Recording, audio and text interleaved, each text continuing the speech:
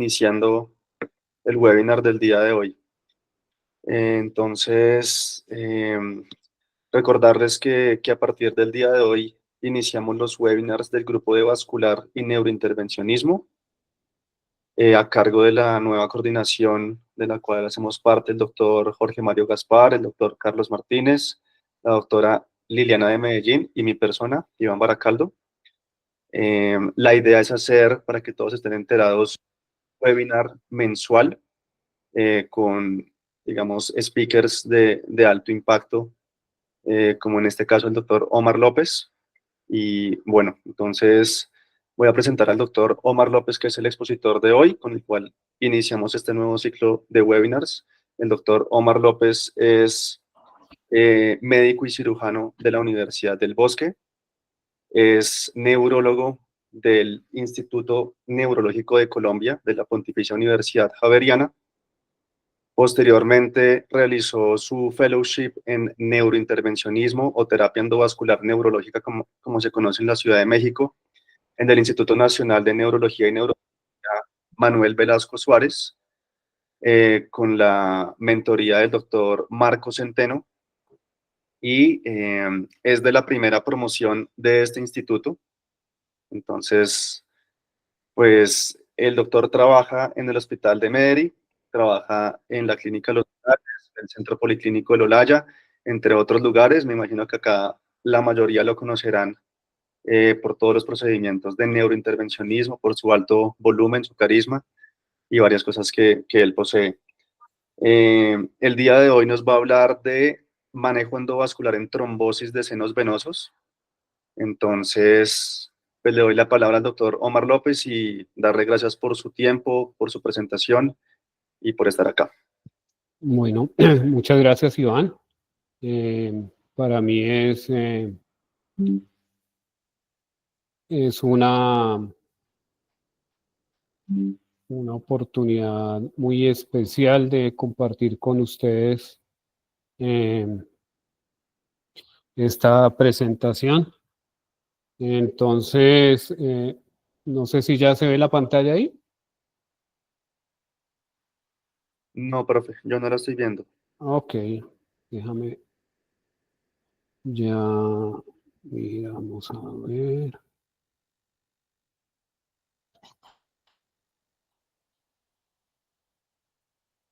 Ok, creo que ahora sí. Ahora sí, recordemos todos que el webinar está siendo grabado por temas académicos para que todos conozcamos esta información. Bueno, hablar de trombosis venosa y específicamente el tratamiento endovascular de la trombosis venosa, pues es una cosa bien especial. Esta es una patología que no es tan frecuente, obviamente tiene una frecuencia mucho menor que la patología arterial, tiene una epidemiología especial, una variación de síntomas que también hace que su diagnóstico a veces sea pasado por alto, específicamente en servicios no especializados de urgencias donde no hay un neurólogo que esté disponible para hacer el diagnóstico. También tiene dificultades diagnósticas con las pruebas necesarias para hacer el diagnóstico certero de la enfermedad, y tiene un pronóstico que es relativamente variable. Si bien la mayoría de trombosis venosas responden al tratamiento de primera línea, que es la anticoagulación, y tienen un buen pronóstico, también tiene una mortalidad que puede llegar a ser importante. Adicionalmente, pues también presentamos dudas terapéuticas, porque como con frecuencia puede haber complicaciones hemorrágicas, entonces algunas personas tienen la duda o el temor de continuar la terapia anticoagulante en los pacientes que tienen complicaciones hemorrágicas de las trombosis venosas. Si a eso le sumamos que hay una gran variabilidad en la anatomía de las venas del cerebro, pues esto nos va a dar una mayor dificultad diagnóstica, porque en algunas ocasiones está la duda de si esto se trata de una variante anatómica, si hay una hipoplasia, si es un Paccioni aumentado de tamaño, y todo esto nos hace que el diagnóstico no sea tan fácil. Como les decía, pues Lo- todos sabemos que es una enfermedad, perdón. ¿Será que podemos ponerlo en pantalla completa, Ok, abajo a la derecha? ya déjame ver.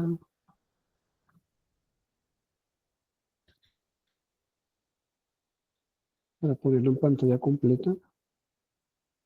Ahí está. Ahí está. Pantalla completa. Ujú.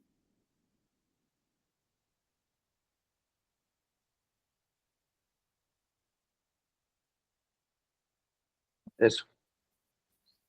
Ya, ok.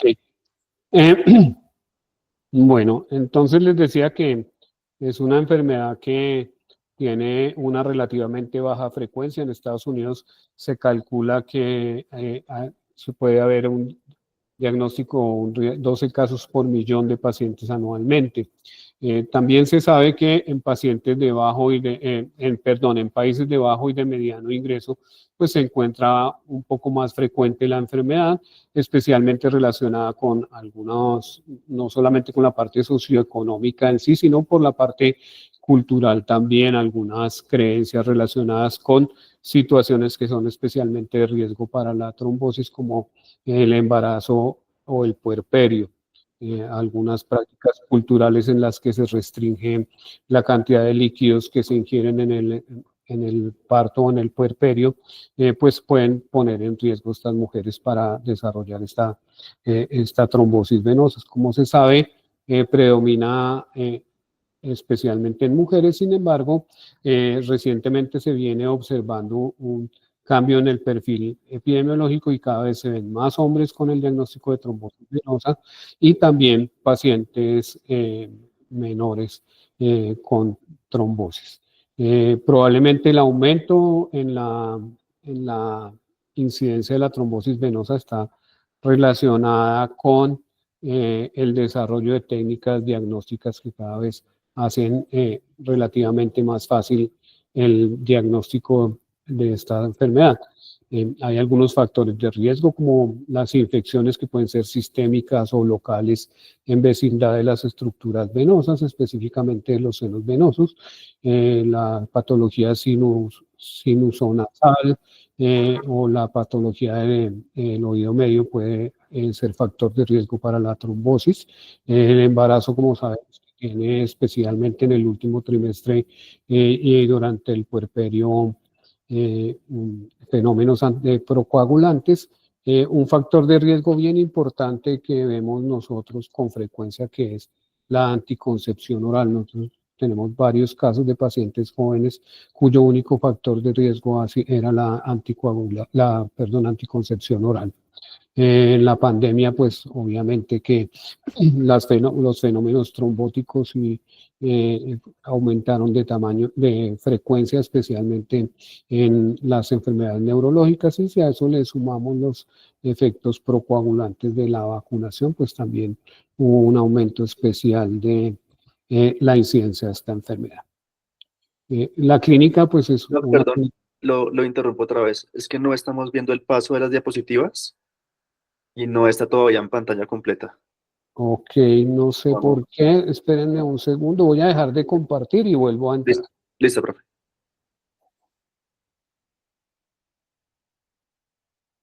Nos habíamos quedado en la tercera diapositiva. Ok,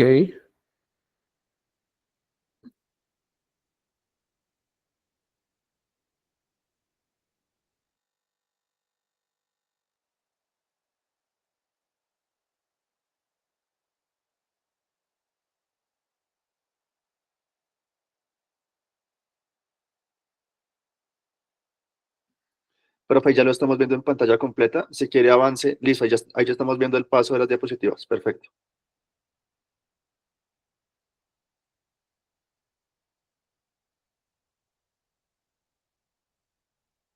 Está silenciado, profe.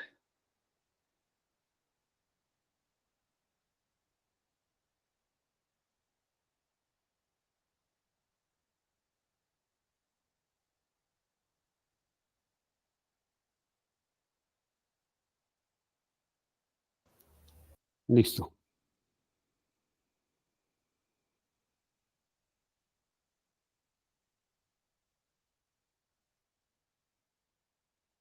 Ok.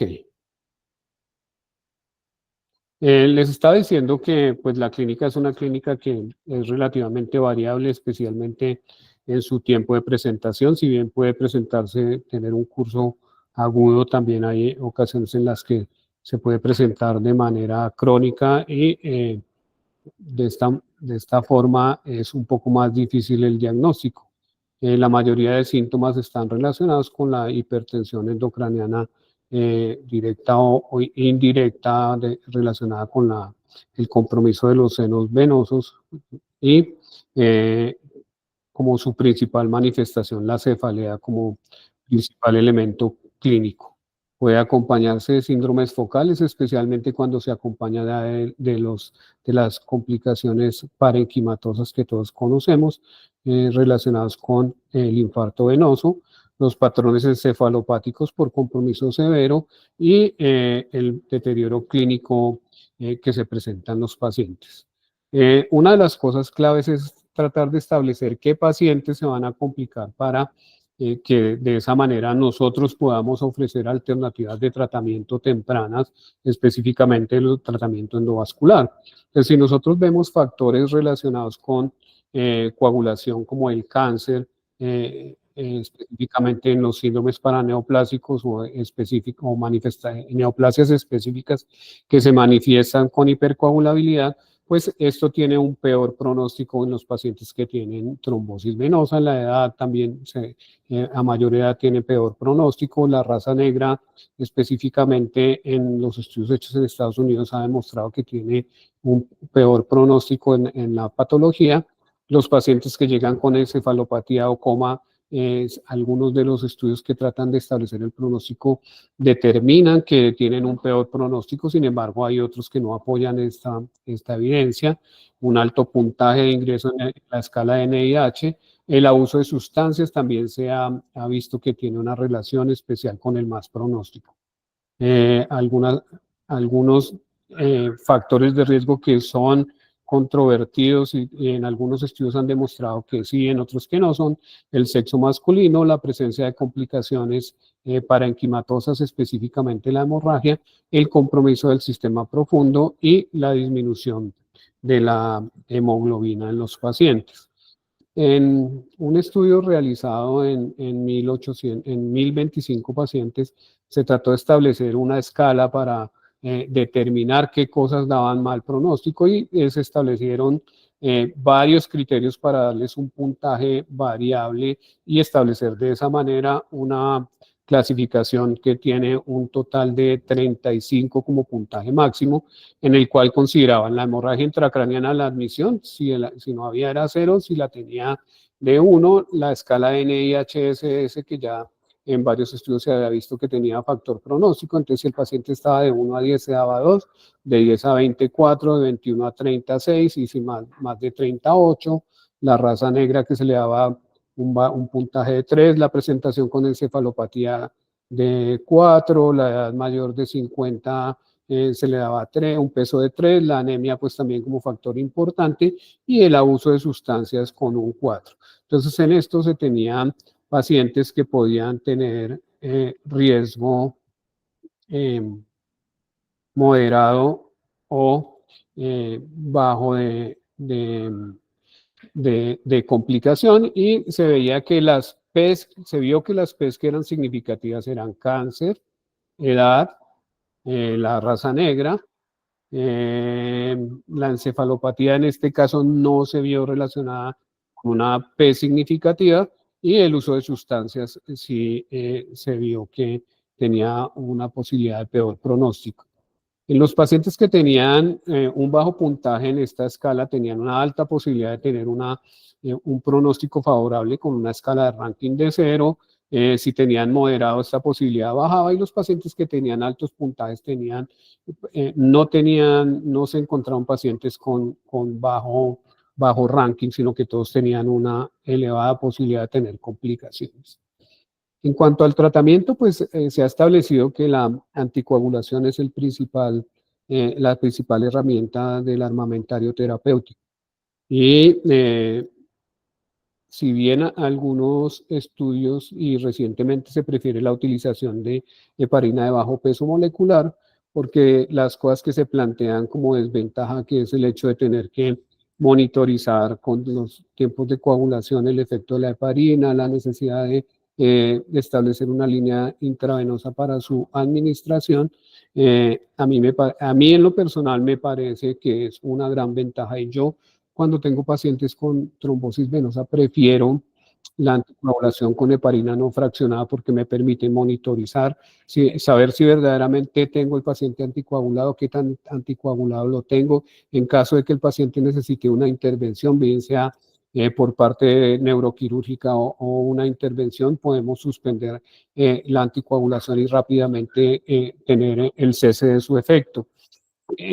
Cuando nosotros vemos pues la preferencia de las personas a usar tratamientos adicionales, pues vemos que el principal tratamiento es la anticoagulación.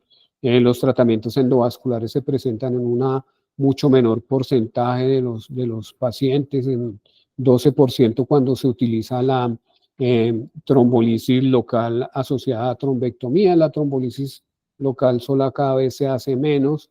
Es un bajo porcentaje en el que se utiliza y es importante que tiene un factor correlacionado con el pronóstico, la recanalización. Cuando tenemos recanalizaciones altas vamos a tener un puntaje de ranking bajo y a medida que los pacientes tienen peor pronóstico vemos que la posibilidad de tener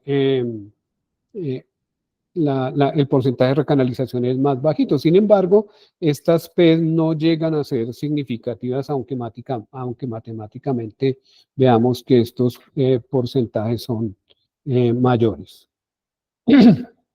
Una cosa importante es que cuando nosotros en la utilización de la trombolisis local, cuando se usaba, si bien se tenía la duda de si esto podía empeorar las complicaciones hemorrágicas de los pacientes, se veía que había un aumento numéricamente importante, pero que no era tampoco demasiado significativo. Sin embargo, como les decía hace un rato, cada vez usamos menos este tipo de alternativas. He querido seleccionar algunos de los casos para discutir un poco la parte clínica y si bien el tratamiento endovascular es bastante parecido en todos los casos, los resultados con la individualidad de cada paciente no fueron exactamente iguales.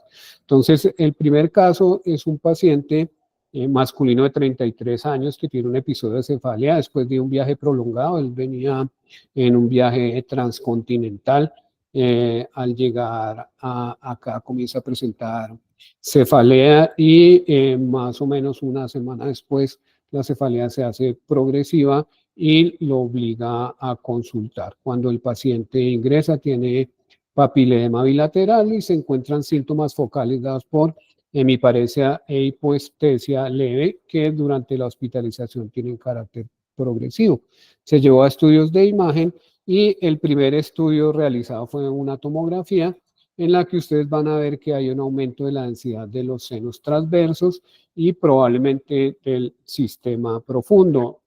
Si bien veíamos alteración de la diferenciación córtico-subcortical, no veíamos claramente patología local. Como les digo, el paciente desarrolla rápidamente una hemiparesia, entonces es llevado a resonancia y en la resonancia vemos que el paciente está desarrollando unos infartos venosos pequeños, probablemente relacionados con trombosis de las venas corticales y como ven acá, también compromiso del tálamo relacionado con compromiso del sistema profundo.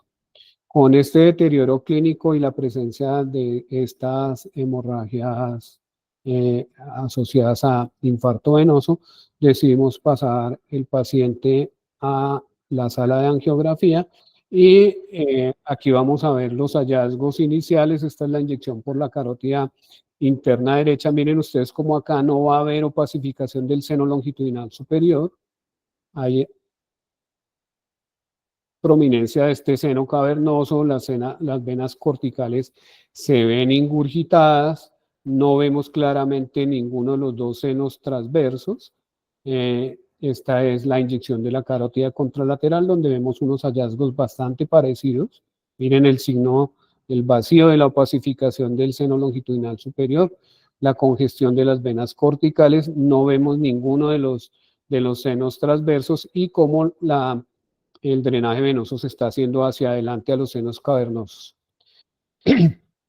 Aquí en una proyección lateral para ver específicamente cómo hay ausencia del seno longitudinal superior y una cosa que de la que nos hablaba la resonancia con ese infarto talámico y es que no vemos la presencia del sistema profundo en esta proyección.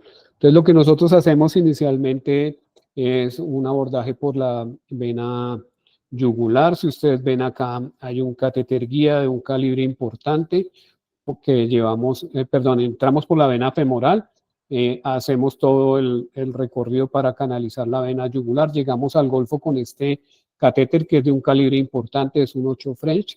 A través de este navegamos otro catéter que tiene capacidad de aspiración con un diámetro bueno para aspirar, pero una consistencia suave para poder navegar a través del sistema venoso. Vemos aquí cómo hay opacificación en la venografía, hay opacificación del golfo yugular, pero no vemos nada de opacificación del seno sigmoideo ni del transverso. Una vez que comenzamos a hacer la trombectomía, vemos cómo más claramente vemos los trombos intraluminales. Miren el verdadero tamaño de este seno transverso. Y lo que hablábamos anteriormente de las variantes en la anatomía venosa. Esta vena yugular que se veía más prominente inicialmente, vemos que en realidad no es la dominante y que la dominante es la que está más comprometida por el fenómeno trombótico. Y vean el tamaño de la yugular y cómo hay trombos incluso en la vena yugular proximal. Entonces, aquí, si ustedes ven, nosotros después de que obtenemos la recanalización parcial de este seno, viajamos con el catéter hasta el seno longitudinal superior y en este caso específico, a través de ese catéter navegamos un microcatéter del cual vemos acá la punta y a través de ese microcatéter tenemos la posibilidad de navegar un stent trigger para hacer mejor la efectividad del tratamiento.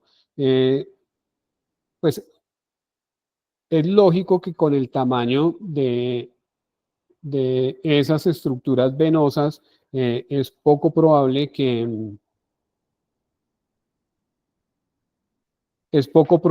logremos ocupar todo el tamaño de esa anatomía para hacer una aspiración adecuada. Entonces tenemos que usar otras alternativas como lo que conocemos como el uso de solumbra, que es la combinación del stent trigger con el sistema de aspiración.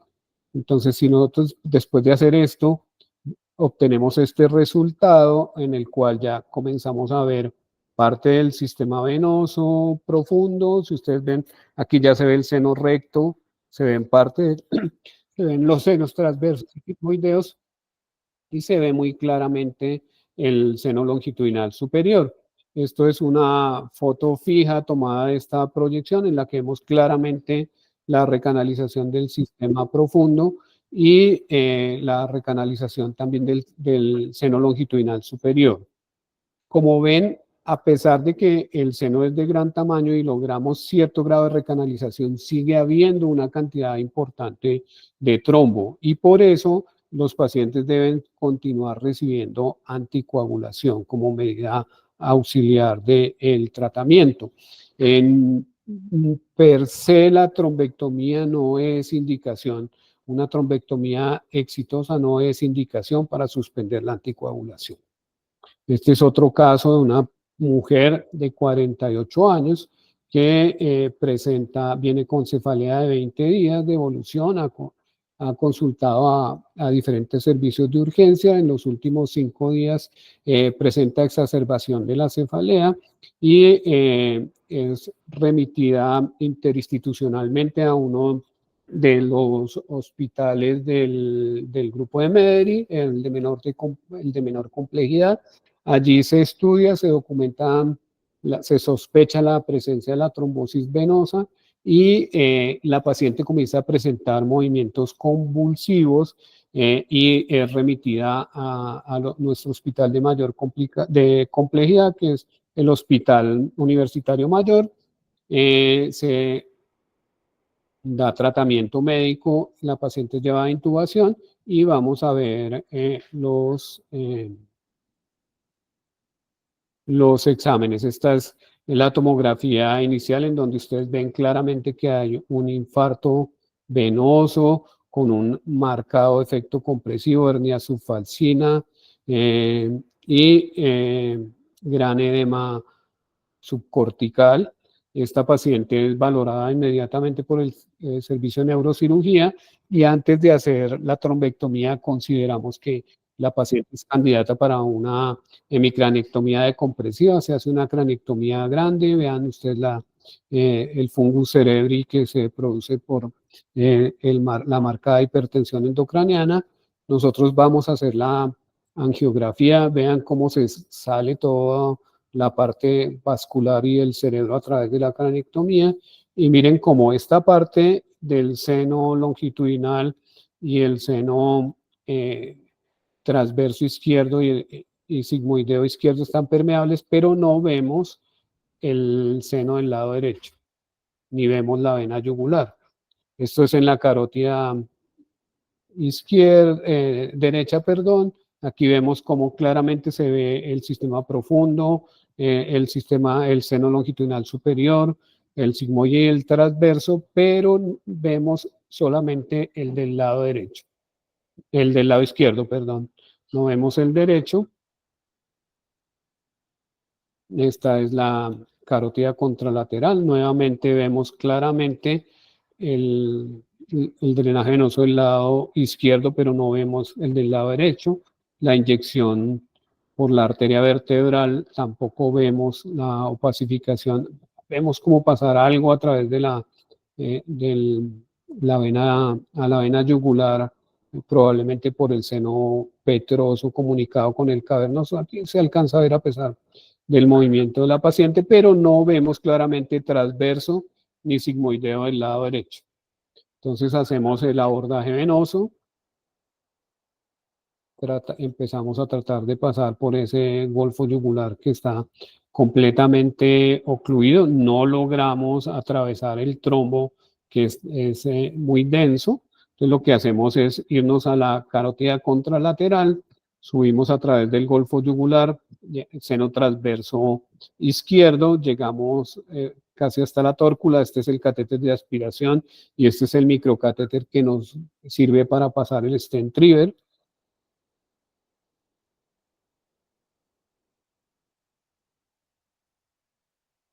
Y una vez que logramos atravesar la tórcula y llegamos hasta el golfo de la yugular derecha, comenzamos a hacer la aspiración.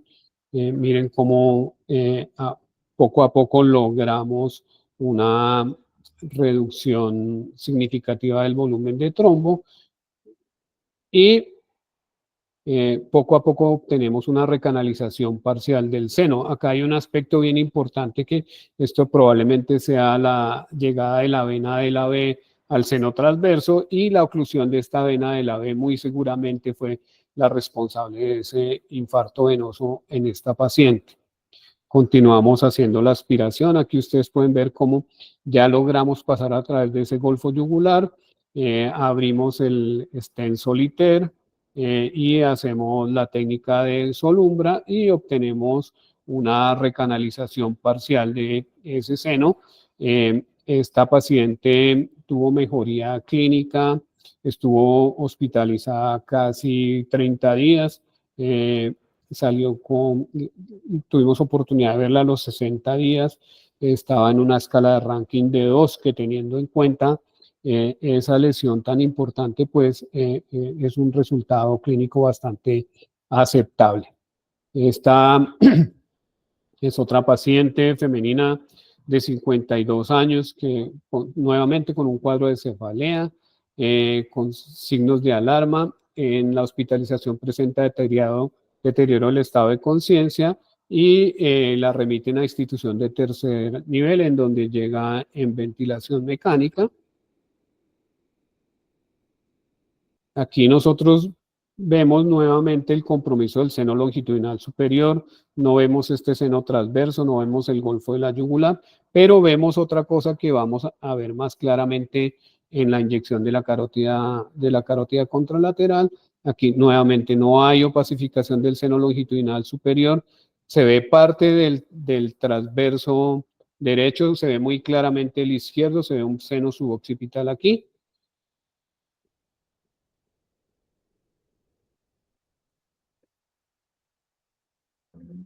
Y cuando hacemos las fases venosas tardías, vemos como hay un gran compromiso de las venas corticales del lado izquierdo y esta zona avascular aquí que corresponde a un infarto venoso.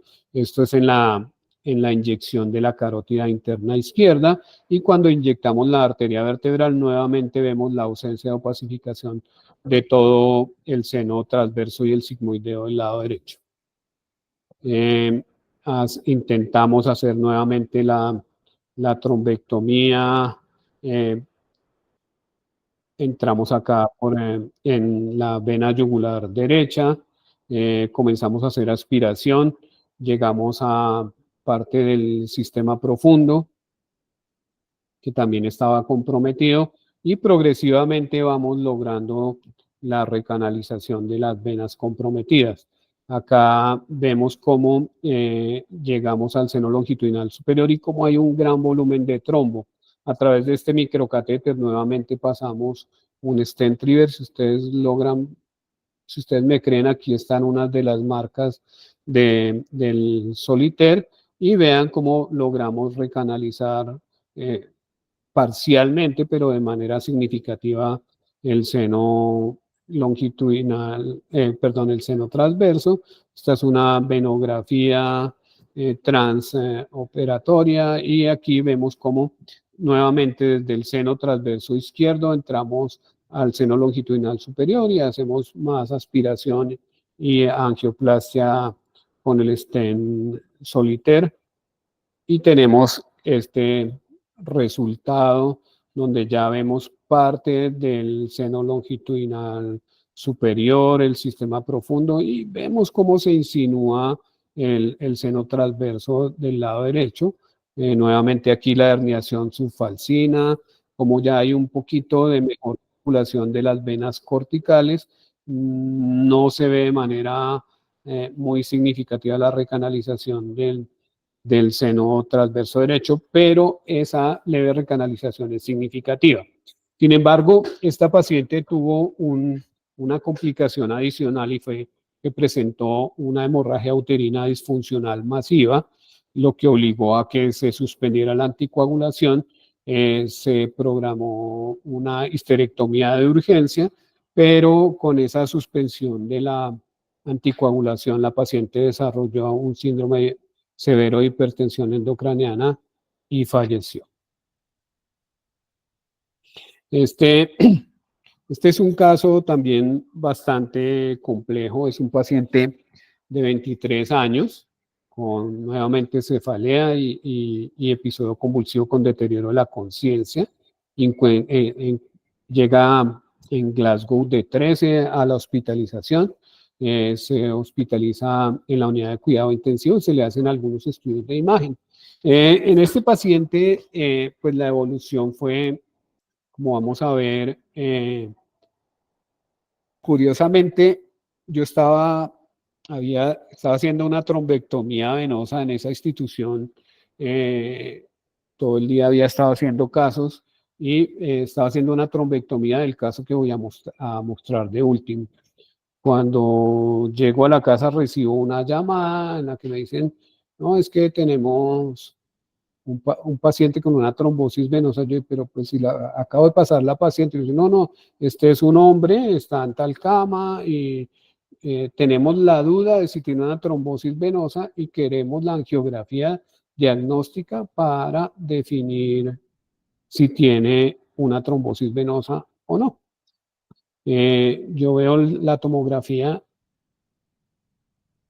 y creo que no hay ninguna duda de que este paciente tiene una trombosis venosa complicada con un infarto venoso muy grande, con un efecto compresivo importante, un efecto de masa de la colección. Y me parece que yo planteo en ese momento que el paciente tiene que seguir recibiendo anticoagulación, que voy a pasarlo a la trombectomía. Eran dos seguidas, 2 días en el mismo día prácticamente, porque era la noche del día en que había hecho la otra paciente. En ese momento el equipo entró en mantenimiento y no había posibilidad de hacer el procedimiento. Se difirió la realización de la trombectomía para el día siguiente al comienzo del día, pero las personas que estaban a cargo del tratamiento decidieron suspender la anticoagulación porque decían que no tenían la certeza de que esto fuera una trombosis venosa y que mientras el paciente no fuera llevado a angiografía, no iban a continuar la anticoagulación. Yo insistí por la anticoagulación, pero no hubo forma. Entonces, cuando se fue a pasar el paciente en la mañana, nosotros habíamos pedido al paciente de piso y el paciente no llegaba. Entonces nos dijeron que era que había tenido deterioro justo antes de ser trasladado a la sala de angiografía. El paciente baja intubado. Cuando entra a la sala, entra peleando con el tubo. El anestesiólogo, el anestesiólogo recibe el paciente, le adecua su sedación y su relajación, pero antes de comenzar el procedimiento, yo miro las pupilas y resulta que las dos pupilas, el paciente entra peleando a la sala, pero en ese momento ya están las dos pupilas plenas, no reactivas. De manera, pues, como medida desesperada, le ponemos bolos de solución salina hipertónica y de manitol. Con eso revierte parcialmente una de las pupilas y esto es lo que nos encontramos en la angiografía, un compromiso bastante parecido a los otros casos que hemos visto, pero que tiene especial importancia en la ausencia nuevamente del sistema venoso. Y quiero que miren acá esta imagen. Esto es probablemente la vena de la B que está trombosada antes del ingreso al seno longitudinal superior y que es la responsable de esa complicación hemorrágica, de ese infarto venoso que tiene el paciente.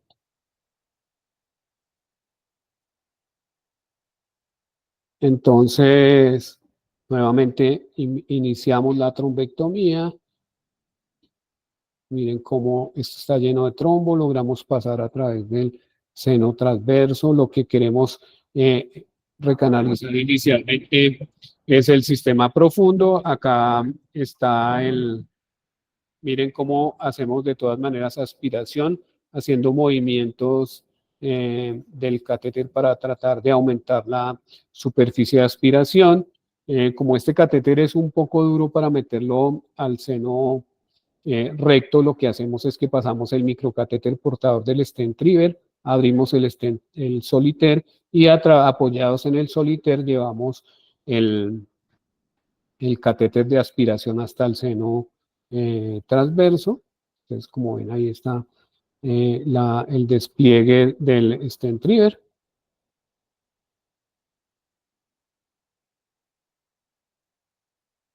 Y cómo poco a poco logramos una recanalización parcial del sistema profundo. No es tan evidente en la inyección de la arteria carótida interna, pero sí lo es en la inyección de la arteria vertebral. Miren cómo acá aparece ya el seno recto.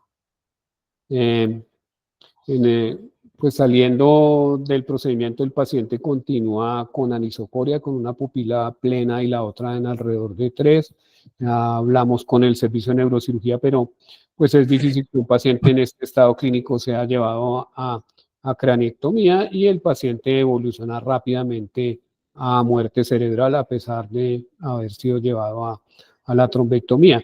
Pero este caso lo muestro porque quiero poner de manifiesto que el manejo de estos pacientes debe ser integral, que debemos convencer a los neurocirujanos de que estos pacientes sean llevados a hemicranectomía cuando la necesiten, porque sabemos que el pronóstico de estos infartos no es lo mismo que el pronóstico de un infarto cerebral. Miren cómo acá nuevamente hicimos el paso del solitaire por el lado derecho, y aquí vemos de mejor manera el sistema profundo, y esta que es la vena de la B del lado derecho, que también se encontraba comprometida, no solamente era la izquierda, sino la derecha. Aquí es muy claramente la vena de Galeno, el seno recto recanalizados. Esta es una paciente con un cuadro subagudo de trombosis venosa, lleva más de una semana con un cuadro de cefalea progresiva, desarrolla también una hemorragia intraparenquimatosa, la llevamos al procedimiento, y en las inyecciones iniciales que hacemos de la carótida común, nos llama la atención que vemos de manera muy temprana la vena yugular izquierda. Esto nos hace pensar que esta paciente tiene una fístula dural, lo cual nos dice que esa trombosis no es un fenómeno agudo, sino que por lo menos es subagudo. Entonces hacemos la inyección de la carótida interna y miren cómo el seno longitudinal superior está comprometido, este transverso está presente, pero el izquierdo vemos cómo tiene trombo en su interior. Entonces, es bien sabido que la trombosis venosa es un factor de riesgo para el desarrollo de cortocircuitos arteriovenosos durales. Entonces aquí está coexistiendo esta trombosis con el cortocircuito dural acá en el seno sigmoideo proximal. Esta es la inyección de la arteria vertebral que nos muestra también cómo hay compromiso de este seno. Miren el volumen de trombo que hay acá. Entonces, nuevamente intentamos el paso por la vena yugular izquierda, el lado comprometido, pero si ustedes, esta es una inyección en la carótida externa para caracterizar mejor la fístula dural. Esto es la arteria occipital llegando al seno sigmoideo o a la unión del sigmoideo con el transverso, y cómo se opacifica el golfo yugular. Intentamos el paso en la trombectomía por este colector, pero el volumen de trombo que tiene no nos deja pasar en sentido anterógrado, entonces hacemos el paso a través de la yugular derecha. En este caso, como sabemos que es un compromiso crónico, intentamos aspiración, pero la verdad no obtenemos prácticamente nada de trombo, y lo que decidimos es hacer una angioplastia con balón. Esto debería hacerse con balones muy grandes, porque pues ustedes entienden que el tamaño de estas estructuras es bien grande, pero no teníamos disponible un balón grande, entonces lo que hacemos es escoger los balones coronarios más grandes, que son los que nos pasan por este sistema de catéter. Son balones de 6 milímetros de diámetro. Hacemos angioplastia en diferentes regiones del seno, y como el seno se encuentra compartimentalizado, entonces nosotros lo que queremos es tratar de pasar por el compartimento que está comprometido por el trombo. Vemos que por más de que pasamos varias veces con este catéter hacia el seno comprometido, no logramos pasar estrictamente por la estructura que necesitamos recanalizar. Entonces lo que hacemos es que, como teníamos dificultad para pasar de manera anterógrada, llevamos una guía, enhebramos nuestro catéter guía. A través de esa guía que pasamos al catéter guía, pasamos el catéter de aspiración, y miren cómo está pasando a través de la guía que hemos pasado desde el lado derecho. y logramos pasar para poder hacer aspiración. Una vez que pasamos con nuestro catéter de aspiración, llegamos al seno longitudinal superior, comenzamos a desplegar acá un stent trigger, miren el volumen de trombo que hay en el seno longitudinal superior, y miren cómo después de hacer angioplastia con el balón y con el stent trigger obtenemos una recanalización parcial, hay mejoría del drenaje en las venas corticales y se ve, si bien se ve trombo, ya se ve flujo en sentido normal en las estructuras venosas. Consideramos que es un resultado satisfactorio.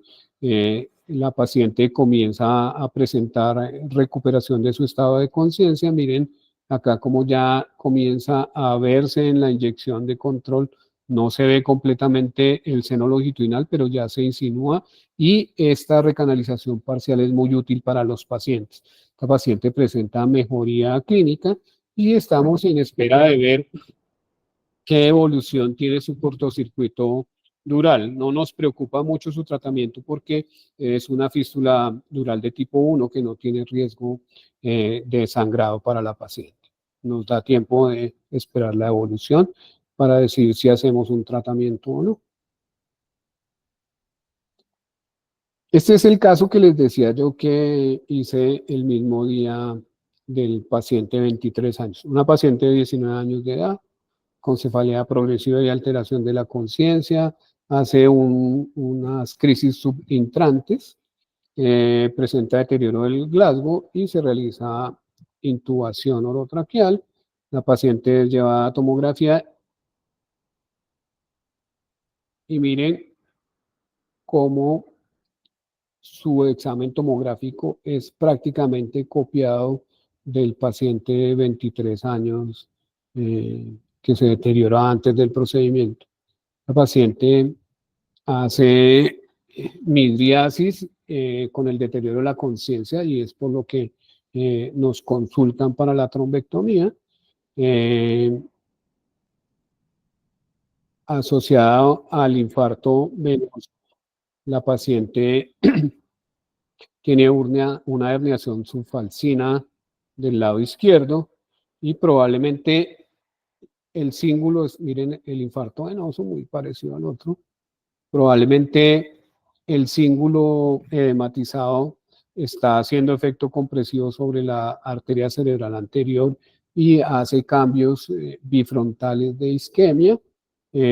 La llevamos a la trombectomía con un resultado muy similar al del otro chico. Hablamos con neurocirugía, vean cómo la herniación subfalcina se asocia a estas imágenes hipodensas en territorio de ambas cerebrales anteriores, probablemente por compromiso de la arteria pericallosa.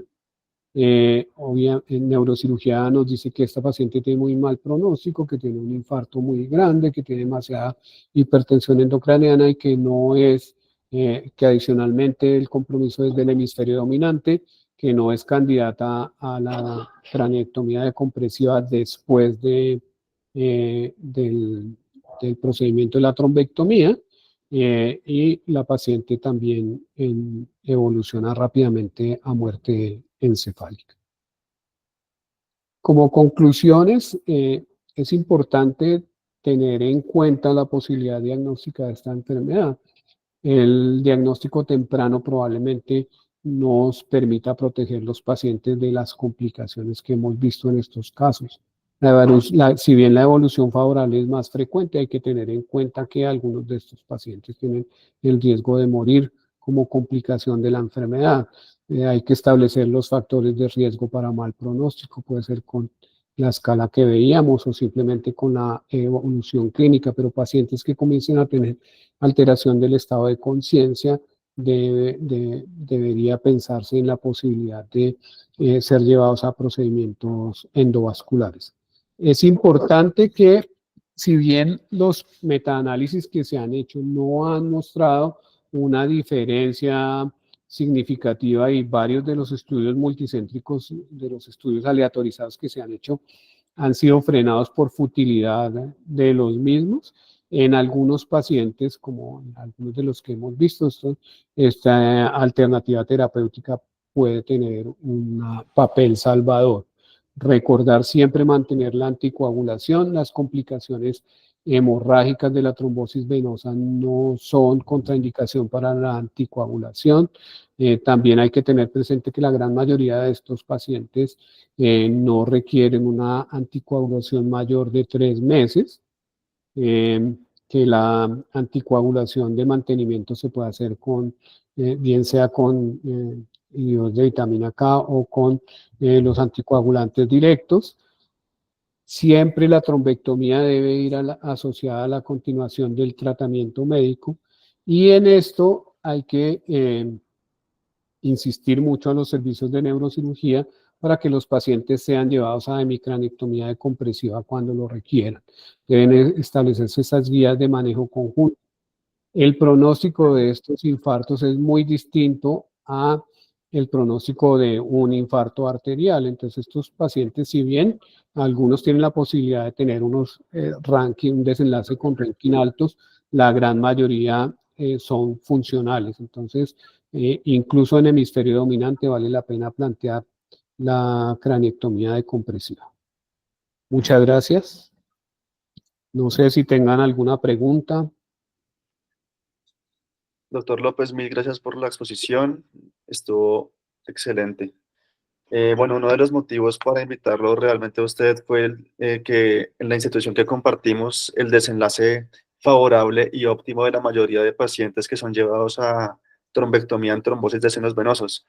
A veces uno desahucia a estos pacientes al verlos que tienen un Glasgow tan malo, que están en coma, que tienen infartos venosos, que están con la anticoagulación plena. Y entonces siempre es importante recordarle aquí a los colegas que el manejo endovascular se debe considerar, y hay indicación de esto cuando el paciente tiene un deterioro clínico a pesar de la anticoagulación, cuando hay una contraindicación para la anticoagulación, si está en coma, si tiene afectación del sistema profundo. Entonces siempre hay que considerar esto. Y como les digo, los 3 últimos casos que hemos tenido en la institución han presentado desenlace óptimo de pasar de un paciente en estado de coma a un paciente con una independencia funcional. Entonces, siempre consideremos esto en nuestra práctica clínica diaria. Si alguien tiene preguntas, por favor, dejarlas en el chat. Yo le quería hacer una pregunta mientras tanto al doctor López. En los casos en los que hay afectación del sistema profundo y usted entra con el stent retriever o realiza aspiración, pues como nos mostró, es más sencillo entrar con un microcatéter y desplegar un stent retriever. Hay mayor porcentaje de complicaciones cuando uno hace este paso en el sistema profundo que en el sistema superficial, o lo que usted ha visto en términos de complicaciones es igual, es equivalente. No, es igual, y en realidad pues uno no va más allá del seno recto, ¿no? Difícilmente vas a ir a la vena de Galeno o a las cerebrales internas, que sí podrían estar asociadas a complicaciones. Pero pues en realidad es que técnicamente te cuesta trabajo llegar hasta allá, va a ser poco probable que logres hacerlo. Pero con recanalizaciones parciales logras buenos resultados. Hay una cosa bien importante, y es que la mayoría de casos que vimos tenían compromiso de la vena de la B. Nosotros como intervencionistas también sabemos que si nosotros tenemos por alguna tratamiento de patologías vasculares, tenemos compromiso de la vena de la B, vamos a tener resultados catastróficos. Entonces, como que somos muy dados a considerar que el compromiso del sistema profundo es importante, pero es muy importante el compromiso de la vena de la B. Entonces, estos pacientes siempre van a hacer infartos hemorrágicos temporales. Y adicionalmente, como el lóbulo temporal está tan cerca del foramen, pues son pacientes que tienen un riesgo muy importante de herniación transtentorial. Entonces, estos pacientes son pacientes en los que hay que estar muy pendientes y que a la primera señal de deterioro deben ser llevados a la trombectomía. De acuerdo. Doc, otra pregunta que tengo yo, ¿qué papel cree usted que juega la trombolisis con uroquinasa o con alteplasa en estos pacientes con, digamos que ahorita hay disponible aspiración, hay disponible angiojet, hay disponible stent retriever, ¿ve alguna posibilidad? Si usted no puede subir, cateterizar, aspirar, ¿lo ha hecho o realmente no hay No, ningún papel? yo hice muy pocos casos hace años con RTPA local. Los resultados no eran buenos por el mismo volumen de trombo que tienen estos pacientes. Y me parece que la posibilidad de complicaciones sí es alta. Habría que esperar en los estudios con tenecteplase para evaluarlo, pero me parece que la posibilidad de aspiración y de técnica dual tiene buena opción de resultados.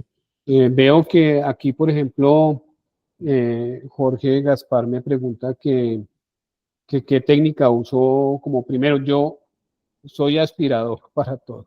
Entonces, siempre mi primera línea de tratamiento es la aspiración.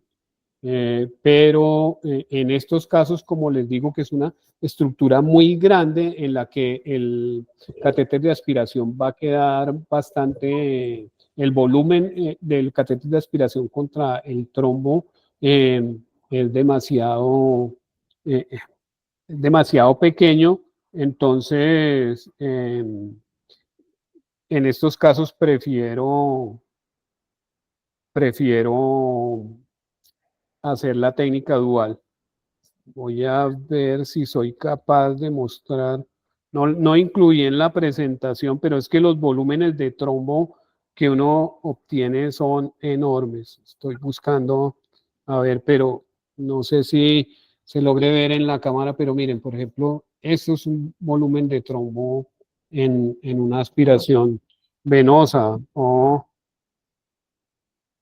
este es el canister de aspiración. Si ustedes ven, hay una gran cantidad de trombos en el fondo. Entonces, son cargas trombóticas muy grandes que para trombolíticos no van a responder tan fácilmente. Van a necesitar dosis muy altas y probablemente prolongadas de trombolítico.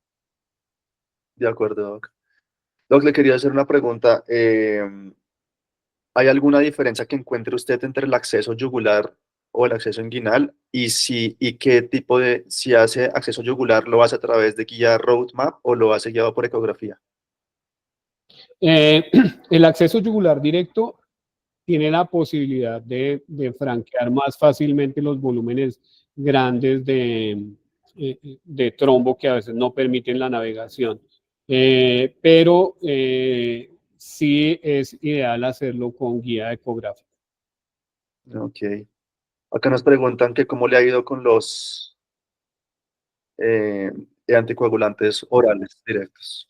Eh, pues los estudios no han demostrado que verdaderamente sean superiores a warfarina. Sin embargo, tienen una gran aceptación por los pacientes. Los pacientes como que tienen una mayor confianza en los DOA que en la warfarina y sus parecidos. Entonces, yo creo que cada vez van a tener un mayor papel los DOAC en el tratamiento de la trombosis. Sí, recordemos ahí también para aclarar que hay dos ensayos clínicos controlados, el estudio RESPECT y el estudio SECRET. El estudio RESPECT que compara contra dabigatran y el estudio SECRET con rivaroxaban. Entonces se podría usar en un paciente que uno considera que es de bajo riesgo el mantenimiento de la anticoagulación con estos medicamentos. La gran mayoría de... Se le silenció, profe, se le silenció el micrófono. no son de bajo riesgo y no requieren tratamiento prolongado con anticoagulación, ¿no? De acuerdo. Bueno, yo creo que cumplimos con la hora. No sé si alguien tiene una pregunta No, adicional. quería agradecer, buenas noches, soy la doctora Juliana, psicóloga vascular. Agradecerle enormemente al doctor Omar López por la participación en el comité, en el grupo de investigación de enfermedad cerebrovascular.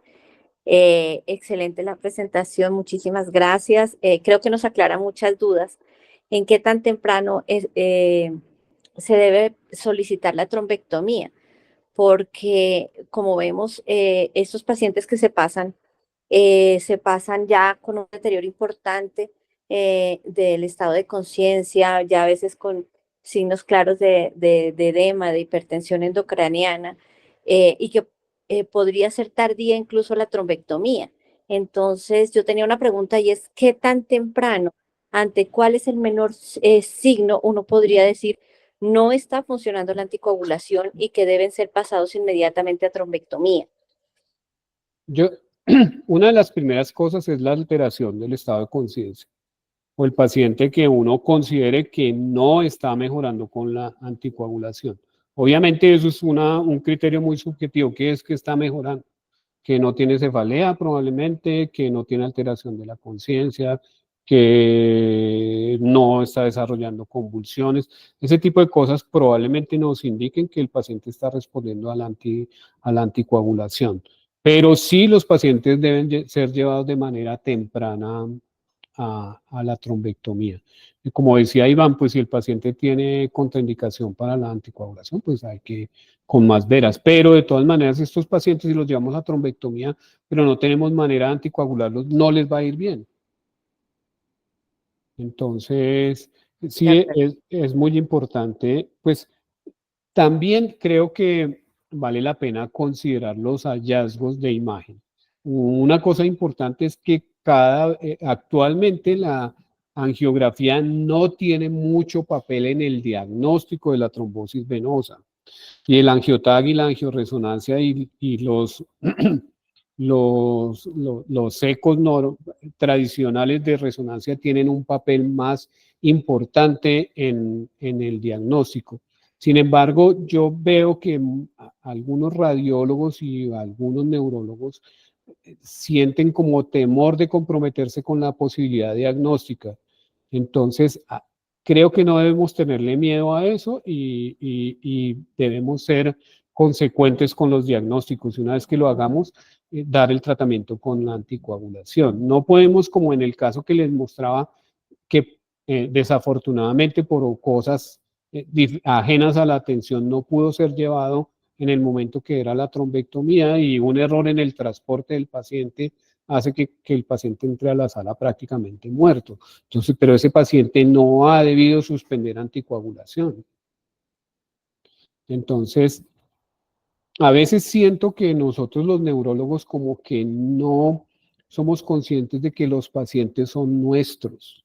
Entonces yo veo muchos servicios de neurología que una enfermedad carotidia le pasan interconsulta a cirugía vascular para ver si hay que hacerle la endarterectomía. No, los que decidimos qué se hace con esos pacientes somos los neurólogos. Entonces nosotros decimos, el paciente se opera, decimos cirugía vascular, venga y opera a ese paciente. Porque es que los criterios clínicos son nuestros y los pacientes son nuestros y son responsabilidad nuestra. Igual, el paciente que se considera que necesita una angioplastia carotidia, el neurólogo vascular o el neurólogo clínico le debe decir al endovascular, venga, este paciente tiene criterios, porque los pacientes son del neurólogo. De acuerdo, doctor. Eso es una aclaración bien importante porque a veces tienen mucho temor en el inicio de la anticoagulación cuando ven los infartos venosos, ¿no? Y ven la transformación hemorrágica y ahí es cuando tienen mucho susto Sí. de la anticoagulación. Quería aclarar una cosa y es que es importante que como tenemos que ver el paciente de manera integral, tenemos que tratar de determinar la etiología de la trombosis venosa. Hay que hacer los estudios pertinentes. Los DOACs sí están indicados, pero tener siempre presente que si la causa de esto es un síndrome antifosfolípidos, obviamente los DOACs no estarán indicados y que el manejo debe hacerse con warfarina y con anticoagulación plena, ¿no? Eso es importante. Y la otra pregunta que yo les tenía era, ¿qué tanto tiempo? Si ustedes dicen, bueno, más o menos 3 meses es la anticoagulación, de acuerdo, se realizará un venotac o una venorresonancia de control para evaluar la recanalización. ¿Y qué tanto uno considera que el paciente tiene una recanalización satisfactoria para suspender la anticoagulación después de esos 3 meses? Pues una opción es hacer un examen anatómico a los 3 meses, que puede ser preferiblemente por resonancia. Nuevamente, creo que no está indicado llevar el paciente a angiografía, a no ser que uno sospeche que el paciente esté haciendo una fístula dural. También es importante para mis compañeros intervencionistas que estos pacientes, cuando ocasionalmente son llevados a diagnóstico de comprobación de la trombosis venosa, deben incluir siempre una inyección de las carótidas externas para estar seguro de que el paciente desde el comienzo no tiene una fístula dural. Nosotros hemos diagnosticado varias de que el paciente llega con la trombosis, hacemos la inyección de la carótida externa en la que no vemos nada y a los 6 meses el paciente está con la fístula dural. De acuerdo. ¿El doctor Roa tiene la mano levantada?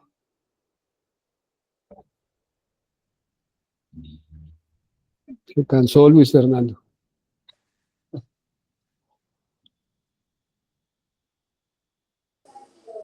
A lo que pasó, doctor Omar López. Sí, hola.